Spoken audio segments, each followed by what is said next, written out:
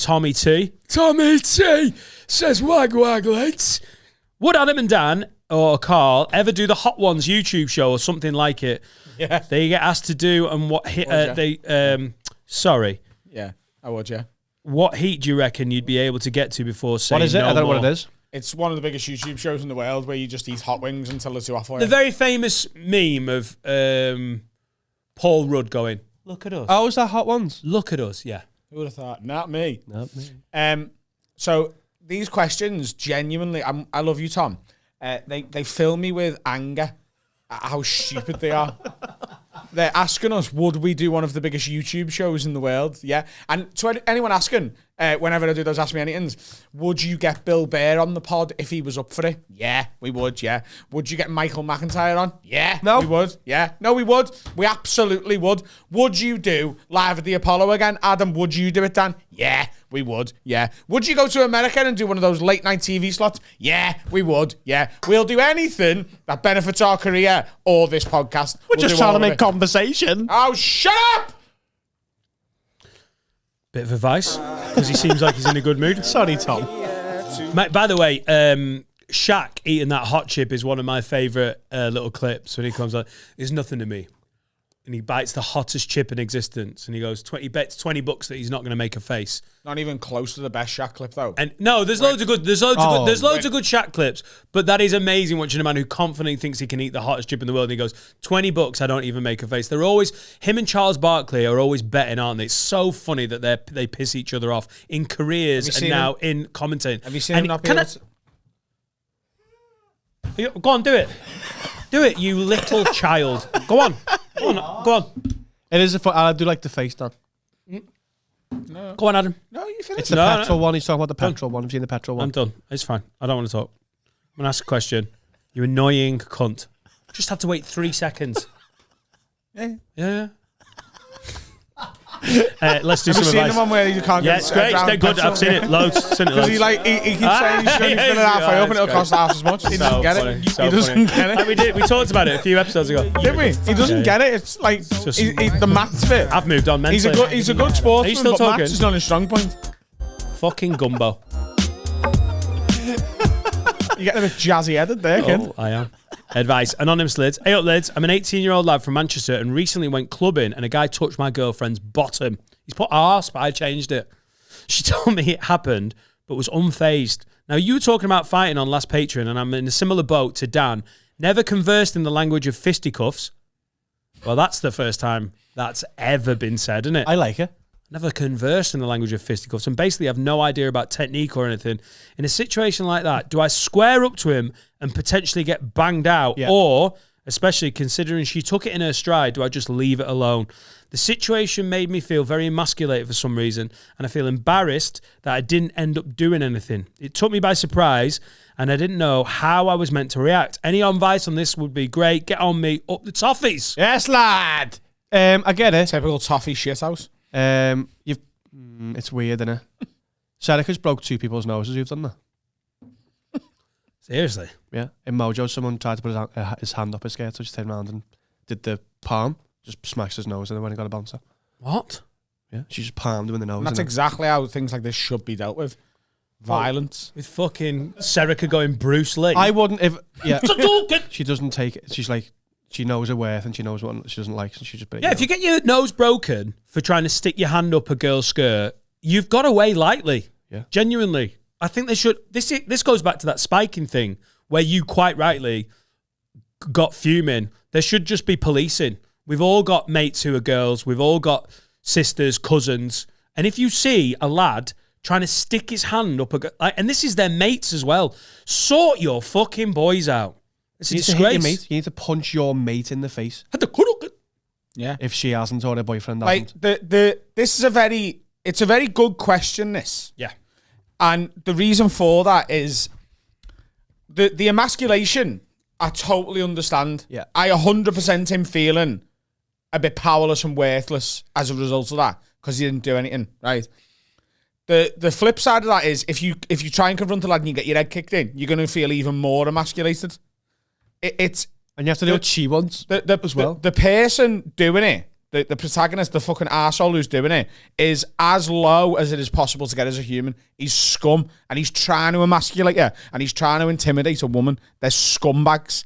And I don't really know what to do in this. If you don't feel like you can win the fight, you can't really start the fight. Yeah, but you've got to, haven't you? You've got to, but then you're going to feel worse when it happened to me when I went to Pins and we were playing fucking shuffleboard. Yeah. And that kid jumped on the shuffleboard and like slid, and he's with all his mates. I was like, I can't not do anything here, but there's 10 lads. But I had to go over and go, lad, do me a favour, don't do that again. Yeah. And what did he say? He was like, oh, lad, we think you are. I was like, lad, I'm trying to have a date with my girlfriend. Just a normal human, not being a cunt and intimidating people. But I couldn't stand there and know that I hadn't been made to look a cunt. Listen, where are the bouncers? Because I've seen bouncers kick the fuck out of people, and you're like, I'm sure they've been a knobhead in your eyes. Where are you, boys? This is what we need bouncers to be like. Yeah, so if the 18-year-old girl goes, this guy's just basically tried to finger me, could you sort it out? Oh, yeah, no. But if she does that, then they will be immediately removed. Yeah.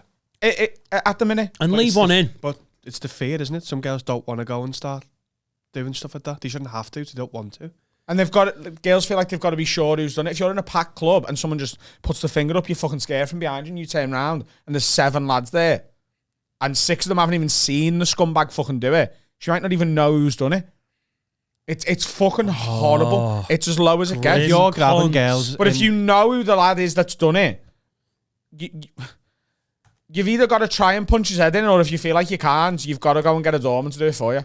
Yeah. You've got to square up to him. If you've never fought and you turn around and there is some fucking rugby league player looking at you going, what are you going to do? Yeah, but you can go for it if you want, but you will get your head kicked in. And when the bouncers come over, everyone's going to go, the little guy started it. You're not going to have the moral high ground. You might have been like, I've defended. This is why it's tricky, because in your head, you're like, I fought, I'll fight again. I've never fought, and neither's he. I know what he's going so he's through. Got to get the doorman. It's fucking minging, because you're so angry, you want to attack.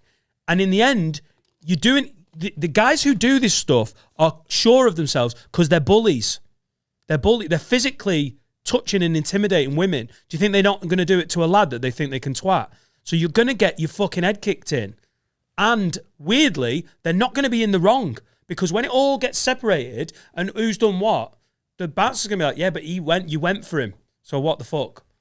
I've got to be honest with you, personally, in that situation, if the doorman are too far away, or I feel like they weren't going to help, I know this might be silly. I'd rather get my head kicked in. The emotion takes over and you've got to do something. I'd rather try. And part of the problem is psycho girls who just lie about stuff like this, because then they make it difficult for bouncers to go. No, but that's such a minority, isn't it, compared to this actually happening? And you've also got to think, basically if she took it on the chin, she might not want you to go fighting. She could then fall out with you, like, what are you fighting for? That could happen as well. Hey, this has literally happened to me at a kids' disco at the Edinburgh Festival. Laura's like, a guy just squeezed my arse. And I went, ooh. And she was like, I have no idea, but one of the dads just squeezed my arse. I literally turned around and saw it out. It was packed. This is a fucking kids' disco on a Sunday afternoon at a fringe venue. And it gets you, is it hackles? It gets you instantly, you feel so, I know exactly. Or your haunches. Yeah, it's horrific. It's an awful feeling.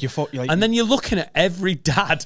Basically, it's a kid disco. So it's just like dads. It's all blokes in the 30s going, hey, watch out, Jasper, don't fall there. And then you're thinking, one of these is a dirty perv, and we didn't know which one it was. Could have been a woman. Could have been one of the kids. Could. Yeah. So one of the kids could have been like, fucking hell, big bun there. Squeeze. So Rowe Baggs' advice is just start twatting everyone. Yeah. Just go berserk and start punching people. Someone's a perv. You're right in the end. Come here, Jasper, you little twat. You rapey little 5-year-old twat. What would you do if you were walking down the high street and a 13-year-old boy grabbed Laura's ass? Well, that is a fight I feel more confident in. But are you doing the fight? Can I punch a 13-year-old? Yeah. I literally, do you remember I used to have a bit on that? I benched it and I really like it. When I squared up to a kid at the park on his mountain bike, and all of them shouted because I was like, come on, guys, you're being inconsiderate. And one of them went, oh, fuck yourself. And I had the moment of like, oh, I thought I'd win, through being a shouty adult. And one of them went, I think I could take him. And then we had this awful moment. I was like, if it kicks off, what am I going to do? Because he just sends one fucking TikTok, one Snapchat.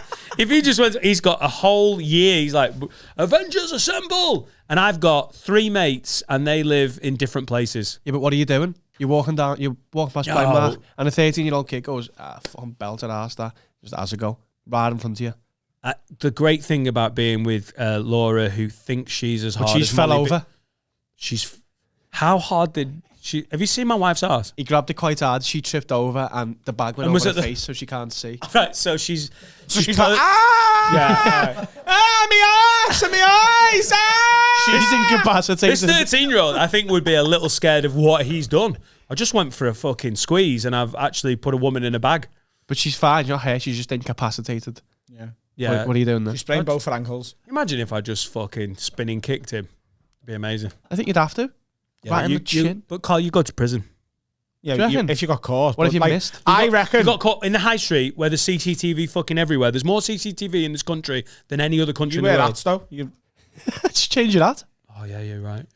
I'd chest kick him. T-kick in the chest. Nice. Yeah. Straight on. Fuck off, cunt. Right into Vodafone.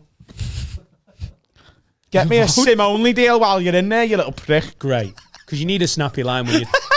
Whenever Picking your wife off. Go on. Whenever you twat a child, you need that snappy line, don't you? Because you're going to do 5 years in prison. So you might as well do it, Yeah, because when the judge reads it out, you'd be like, sick that one. Yeah. Proud. I'm only going to do... While you're in there, your cunt. Did you say that, Mr. Rowe? I did. I'm only going to do 2.5. I actually think I'm going to be making calls from inside. You big soft wig-wearing twat. Nice. Nice. Get more of a sentence. She's taking the phone in. You all right, Carl? That was stupid, wasn't it? He's coming in. Fresh meat today at the prison. You heard who's coming? The Vodafone kicker. Give a fuck. We call him Sim only. Diego Sim only.